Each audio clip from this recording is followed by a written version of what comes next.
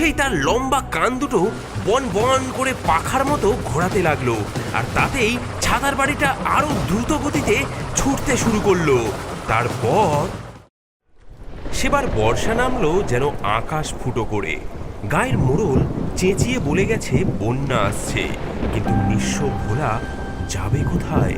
অসহায়ভাবে সে ঘরের কোনায় জমানো ভাঙা ছাতার স্তূপের দিকে তাকিয়ে রইল। ওগো, আমার বড্ড ভয় করছে।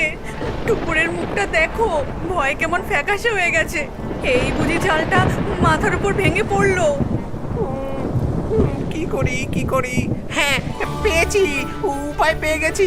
মনীষা, দড়ি বের করো। আর টুপুর মা, তুই বাঁশের কঞ্চিগুলো আনতো। এই ঝড় জলে কি করবে তুমি? পাগল হয়ে গেলে নাকি? কোথায় যাবো তার ঠিক নেই, আর তুমি? আরে পাগল নয় গো, আমি একটা বাড়ি বানাবো, আমাদের নিজেদের বাড়ি, ছাতার বাড়ি। যেমন কথা তেমন কাজ। কালো, নীল, লাল, সবুজ নানা রঙের ছেঁড়া ছাতা দিয়ে তৈরি হতে লাগলো এক অদ্ভুত কিম্ভূত দেখতে বাড়ি। বাবা বাবা, কি সুন্দর বাড়ি, আমাদের ছাতার বাড়ি। এই বাড়ি তো এক দমকা হাওয়াতেই উড়ে যাবে। লোকের হাসাহাসির পাত্র হব আমরা। উড়বে না গো, উড়বে না, ভাসবে। জলের উপর ডিঙি নৌকার মতন ভেসে থাকবে আমাদের এই ছাতার বাড়ি। কথা শেষ না হতেই একটা বিশাল ঢেউ এসে তাদের কুঁড়েঘরটাকে ভাসিয়ে নিয়ে গেল। আর ঠিক সেই মুহূর্তে ভোলার বানানো ছাতার বাড়িটা ক্যাচ ক্যাচ শব্দ করে মাটির কোল ছেড়ে জলের উপর ভেসে উঠল। ও মাগো, এই ছাতার বাড়ি কেমন দুলছে! এমন দুলছে কেন? মাথা ঘুরছে আমার। ভয় পেও না, শক্ত করে ধরে রাখো। বাবা বাবা, ওটা কি? ভোলার বাড়ির পাশ দিয়ে একটা কলা গাছের ভেলা ভেসে যাচ্ছিল, আর তার উপর বসেছিল এক আজব প্রাণী। মাথাটা মানুষের মতো, কান দুটো খরগোশের মতো লম্বা, আর সারা গায়ে সবুজ শ্যাওলা। কে কে তুমি ভাই? এই ঝড় জলে ভেসে কোথায় চলেছো? আমি হলাম গেছো ভূত। এই গাছে থাকি, কিন্তু বন্যায় আমার গাছ ডুবে গেছে, তাই এখন ভাসছি। এই তোমাদের বাড়িটা তো বেশ মজার, আমাকে একটু জায়গা দেবে? বড্ড একা একা লাগছে গো। ওগো, না করো না, ভূতের সঙ্গে পাঙ্গা নিতে নেই। কি জানি যদি ঘাড় মটকে দেয়। আরে না না, এসো ভাই, এসো, উঠে এসো। একসাথে থাকলে ভয় কম লাগবে। গেছবুতটা এক লাফে তাদের ছাতার বাড়ির এক কোণে এসে বসলো। বসেই তার লম্বা কান দুটো বন বন করে পাখার মতো ঘোরাতে লাগলো, আর তাতেই ছাতার বাড়িটা আরো দ্রুত গতিতে ছুটতে শুরু করলো।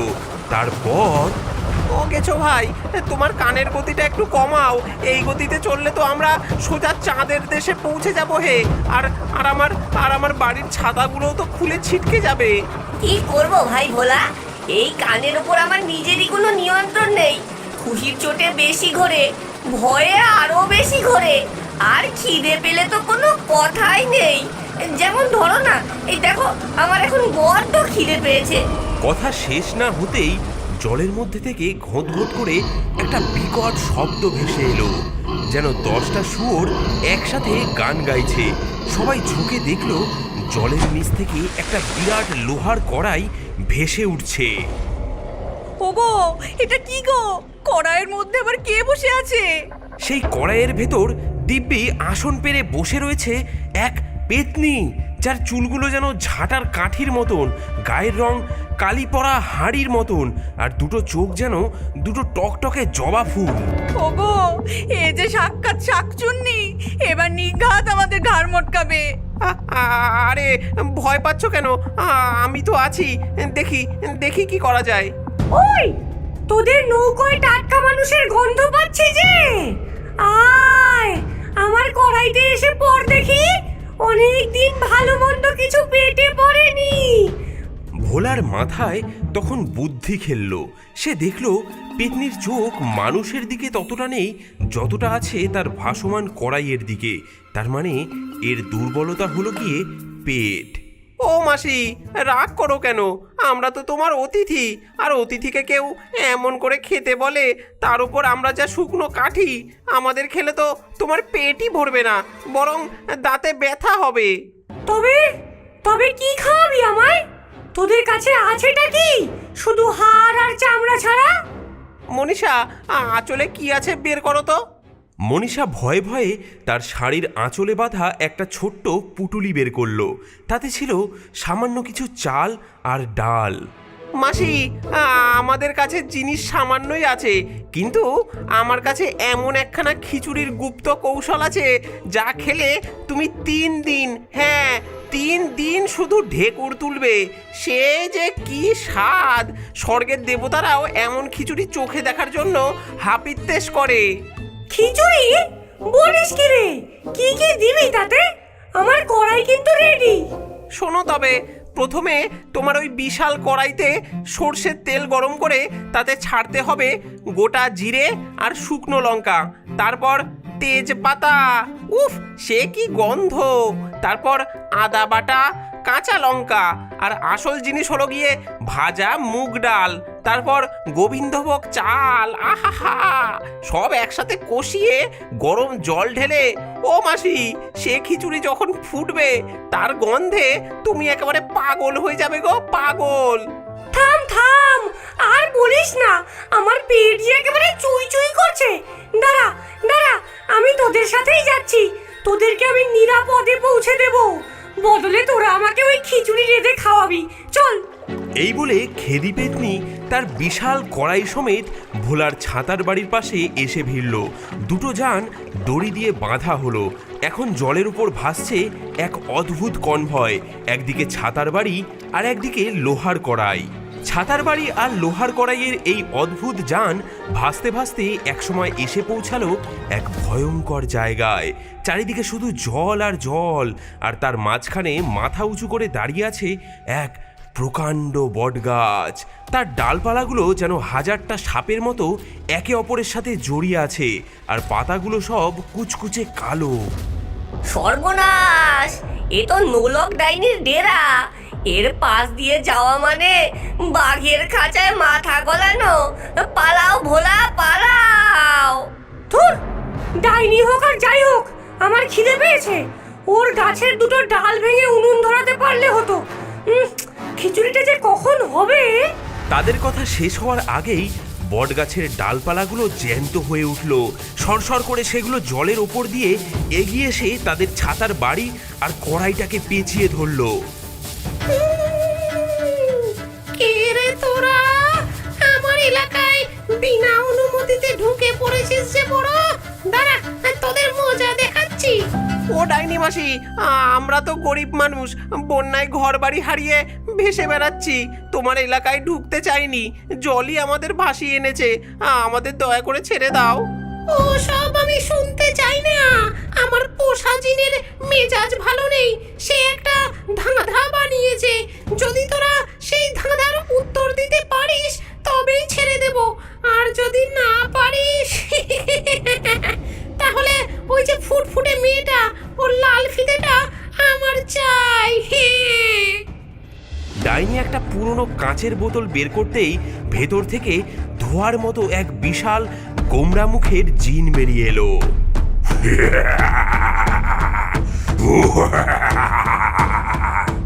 শোন শোন আমার ধাঁধা, আমার অনেকগুলো পা, কিন্তু আমি হাঁটতে পারি না।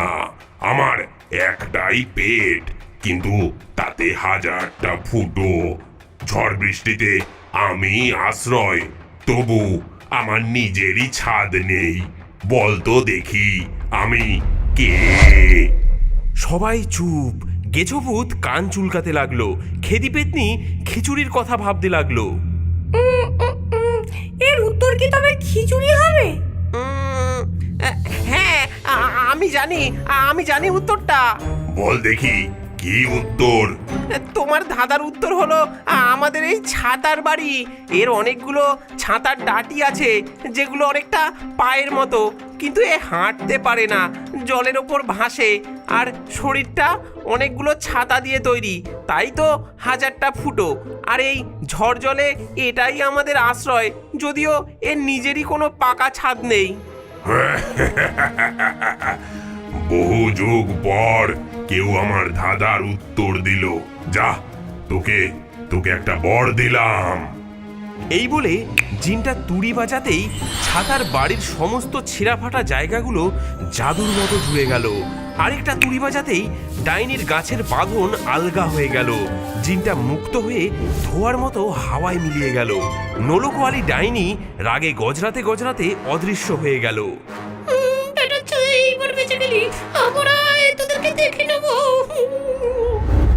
আবার ভাসতে ভাসতে তারা এসে পড়ল এক অদ্ভুত শান্ত জায়গায়।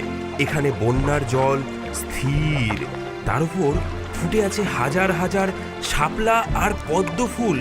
হঠাৎ জলের ভেতর থেকে ফোঁস করে একটা শব্দ উঠল এবং বিশাল পদ্ম ফুলের উপর দেখা গেল এক অপরূপ সুন্দরী নারীকে। তার কোমর থেকে নিচ পর্যন্ত অংশটা একটা জলজ্যান্ত সাপের লেজ। সেই হলো এই পদ্মবনের রানী পদ্মনাগিনী। আমার রাজ্যে স্বাগতম মানুষেরা, তোমরা পথ হারিয়েছো। হ্যাঁ মা, আমরা ডাঙার খোঁজে বেরিয়েছি, দয়া করে আমাদের পথ দেখান। পথ দেখানো সহজ নয়। এই পদ্মবন একটা গোলক ধাঁধা, আর এই ধাঁধার প্রহরী হলো একদল দুষ্টু বাচ্চা ভূত। ওরা কাউকে সহজে পথ খুঁজে পেতে দেয় না। যদি তোমরা ওদের মন জয় করতে পারো তবেই মিলবে মুক্তির পথ। কথাটা শেষ হতে না হতেই চারিদিক থেকে খিলখিল হাসির শব্দ ভেসে এলো। গোটা দশেক স্বচ্ছ জলের মতো বাচ্চা ভূত উঠে এসে তাদের জান ঘিরে উপদ্রব শুরু করলো।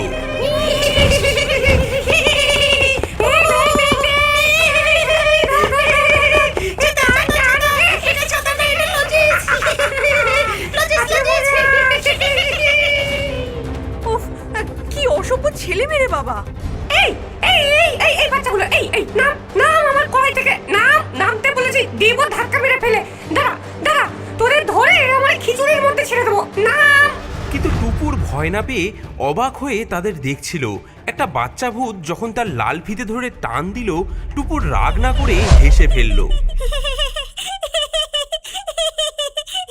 টুপুর তার ছোট্ট পুটুলি থেকে একটা আধ খাওয়া বিস্কুট বের করে ভূতেদের দিকে বাড়িয়ে দিল। নে খাবি? বাচ্চা ভূতেরা অবাক হয়ে বিস্কুটটা নিল, আর দেখা দেখি বাকি ভূতেরাও টুপুরের চারপাশে ভিড় করলো। আমার সাথে খেলবি? এটা আমাদের ঘর, তোরা আসবি? বাচ্চা ভূতেরা আনন্দে খিলখিল করে হেসে উঠল।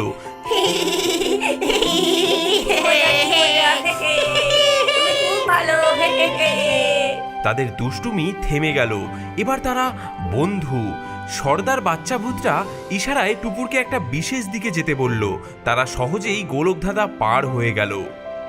তোমাদের মেয়ের মনটা পদ্মের মতোই পবিত্র। যাও, ওই যে দূরে একটা উঁচু টিলার মতো দেখা যাচ্ছে, ওখানেই তোমরা আশ্রয় পাবে। নাগিনীর দেখানো পথে এগিয়ে তারা সত্যিই একটা উঁচু এবং শুকনো জায়গায় এসে পৌঁছালো। আরে, এ তো আমার সেই পুরনো বট গাছের মাথা। বন্যার জলে সব ডুবে গেছে, শুধু গাছের সবচেয়ে উঁচু মাথাটা দ্বীপের মতো জেগে আছে। আমরা ডাঙা পেয়েছি গো, আমরা ডাঙা পেয়েছি। ডাঙা তো পাওয়া গেল, এবার চাল ডাল বের কর। আমার সেই স্বর্গের খিচুড়ি চাই, এক্ষুনি চাই। গাছের ডালপালা জোগাড় করে উনুন ধরানো হলো।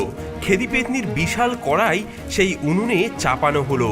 কিছুক্ষণের মধ্যেই খিচুড়ির গন্ধে গোটা এলাকা ম ম করতে লাগলো। সেই আশ্চর্য গন্ধে আকৃষ্ট হয়ে জলের তলা থেকে বাচ্চা ভূতেরা উঠে এলো। দূর থেকে নোলকওয়ালি ডাইনিও উকি মারতে লাগলো। এমনকি সেই মুক্ত জিনটাও কোত্থেকে যেন এসে হাজির হলো। এসো এসো, একা খাওয়ার মধ্যে তো কোনো মজাই নেই, সবাই মিলে আজ মহাভোজ হবে। সেই রাতে সেই জলের মাঝে অদ্ভুত দ্বীপে আশ্চর্য এক সভা বসল। এক মানব পরিবার, এক কান সর্বস্ব গেছো ভূত, এক পেটুক পেতনি, একদল বাচ্চা ভূত, এক কৌতূহলী ডাইনি আর এক জ্ঞানী জিন। সবাই মিলে গরম গরম খিচুড়ি খেলো।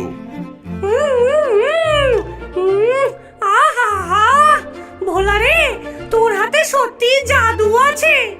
এই বাড়িটা শুধু আমাদের আশ্রয়ই দেয়নি, দিয়েছে এক নতুন এবং অদ্ভুত পরিবার। বন্যায় হয়তো তাদের সবকিছু কেড়ে নিয়েছিল, কিন্তু বিনিময়ে দিয়ে গেছে এমন এক রোমাঞ্চকর অভিজ্ঞতা যা তারা কোনো দিনও ভুলবে না। আর তারপর তারপর তারা ওখানেই থেকে গেল যতদিন না বন্যার জল নামলো সেই উঁচু দ্বীপে। ছাতার বাড়ির নিচে তাদের সেই অদ্ভুত বন্ধুদের নিয়ে ভোলার এক নতুন সংসার শুরু হলো। সে এক মজার সংসার বটে। বন্ধুরা, আগের ভিডিওতে যারা কমেন্ট করে জিতেছেন তাদের নামগুলি হলো অগ্নিমিত্র, মামুনি, বিপ্লব, জয়, শর্মিতা, তারিন, মিলন, সাবিকুন নাহার, সজীব, তামিম, সৌমিতা চন্দা, সৌরভ আর অভি, অনিকেত, আরিফুল মণ্ডল। আপনার নামেও যদি কার্টুন তৈরি করতে চান তাহলে এই ভিডিওটিতে লাইক করে এবং চ্যানেলটি সাবস্ক্রাইব করে আপনার নামটি কমেন্টে লিখুন।